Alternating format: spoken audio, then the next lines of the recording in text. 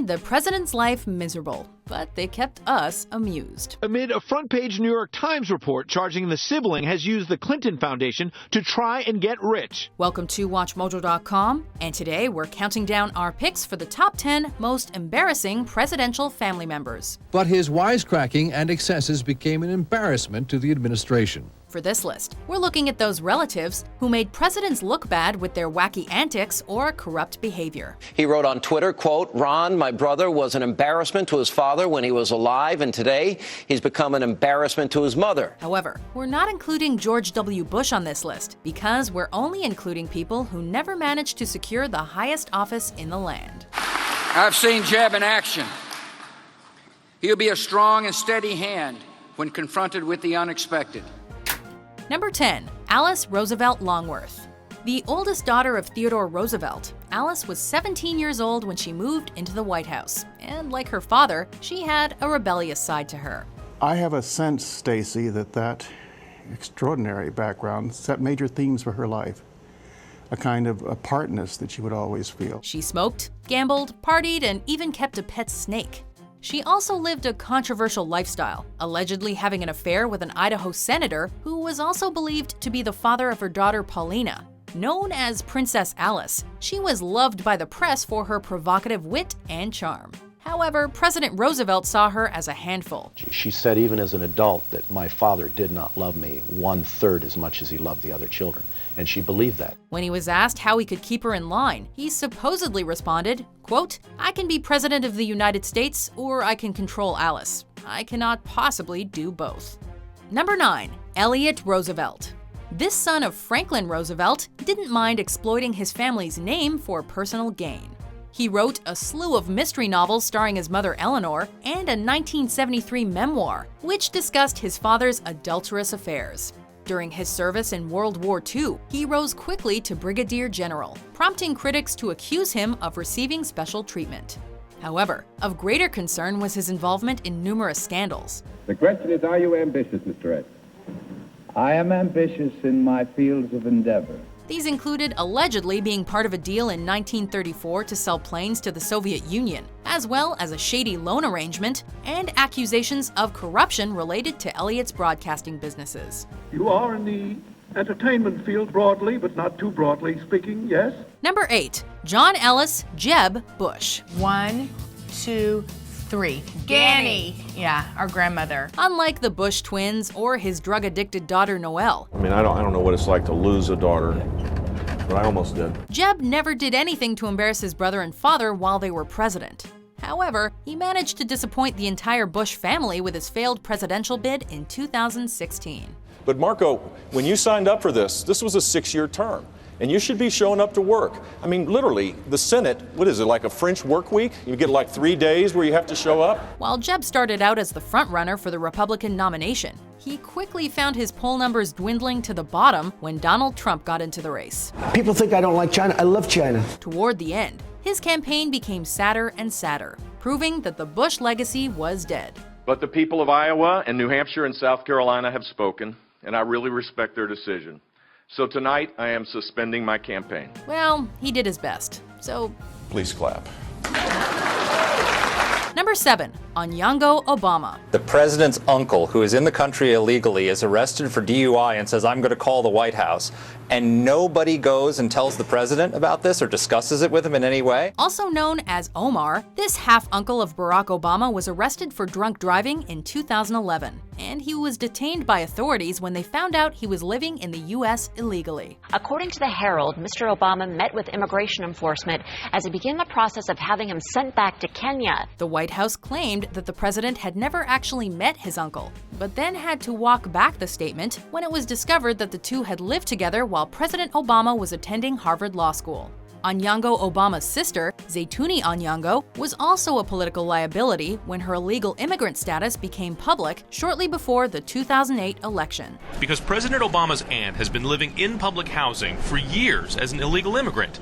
And at the same time, she's been getting monthly disability checks of nearly $700. Number 6. Hugh and Tony Rodham. I think it tells us something about Tony Rodham, but it tells us something even more important about the Clinton Foundation. A White House official once said, quote, "You never wanted to hear their name come up in any context other than playing golf." These two brothers-in-law to Bill Clinton wanted to use their ties to the president to cash in. Hillary Clinton's younger brother has parlayed his relationship with Bill and Hillary Clinton throughout the years to come up with some sometimes dubious business deals for himself. Hugh and Tony tried to corner the hazelnut market in the Republic of Georgia, a $118 million deal that involved working with the Georgian president's rival. There has been an ongoing focus on the brothers Rodham, right? On Tony and Hugh Rodham, Hillary Clinton's brothers. And there is a sense of sort of a ne'er-do-well or hanging on or looking for help. To prevent an international incident, Bill Clinton and his national security advisor had to convince the two brothers to drop the deal. In 2001, Hugh received $400,000 from a client for whom he sought a pardon, but he had to return the money because of the blowback. Number 5. Patty Davis. Anything left unsaid, or did you get everything out? Did she get everything out? I think so, but not in the way that I think you're asking. This daughter of Ronald Reagan not only disagreed with her father's conservative policies, she also accused her parents of being emotionally distant from her. It wasn't like, oh, suddenly everything was just fine and they're pink and rosy. It's not that there are never moments of pushing buttons, but still nobody pushing. leaves. Besides being an outspoken activist in the anti-nuclear movement, she published a novel in 1986 called Homefront, getting inspiration from her personal life. Patty's 1992 tell-all autobiography, The Way I See It, cast her family in a negative light and went into detail about her mother's prescription drug abuse. In 1994, she appeared nude on the cover of Playboy, and again for More magazine in 2011. Luckily, Patty and her family eventually settled their differences before Ronald Reagan passed away in 2004.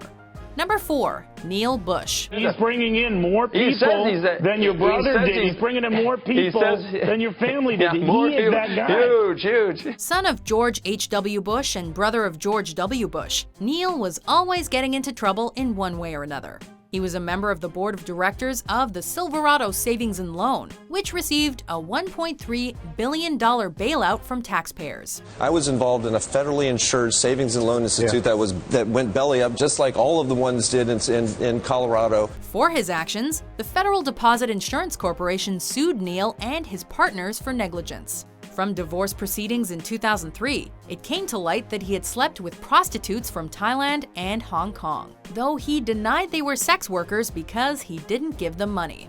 Whatever you say, Neil. Easy access.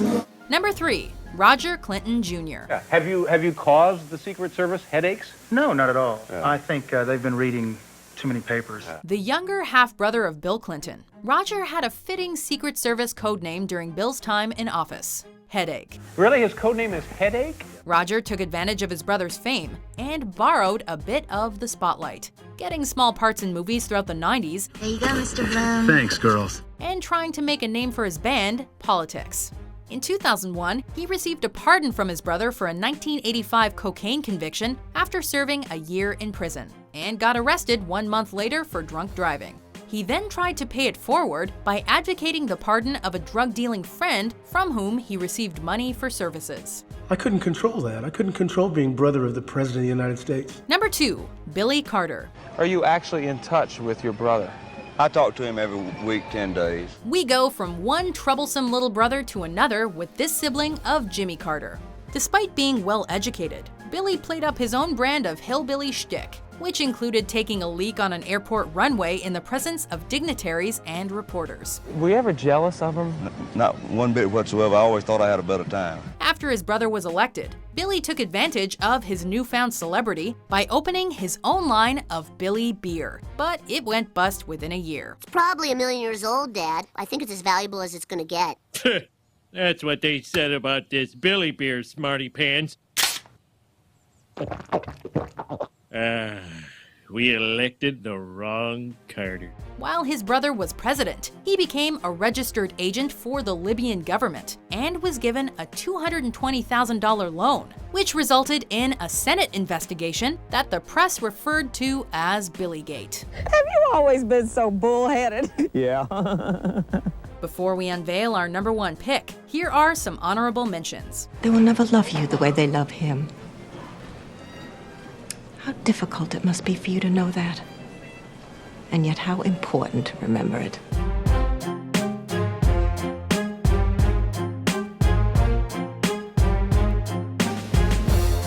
Number 1. Edward Moore Ted Kennedy. This country put a man on the moon. Yet we're told we can't meet the challenges we face today. Ted Kennedy says we can. So many embarrassing Kennedys to choose from, whether it's William Kennedy Smith, who was accused of rape, or Michael Kennedy, who was accused of statutory rape. But we're giving our top honor to Senator Ted Kennedy, whose drinking and womanizing were highlighted in a 1990 GQ profile aptly titled Ted Kennedy on the Rocks. And who can forget the drunk driving incident at Chappaquiddick Island, where he drove off a bridge and left a young woman to drown in his car. A spokesman for the senator said he might attend the funeral for Miss Kothekne tomorrow at Plymouth, Pennsylvania. In 1980, Kennedy tried to put the tragedy behind him and made a run for president in an unsuccessful attempt to unseat Jimmy Carter. Why do you want to be president? Well, I'm Even with his distinguished political career, that alone is more than enough reason for him to be number 1 on our most embarrassing presidential family members list. There has never been a private relationship between us of any kind. Do you agree with our list? Which presidential family member do you think was the most embarrassing? Kennedy for president. We gotta fight back. For more political top 10s published every day, be sure to subscribe to WatchMojo.com. Thank you.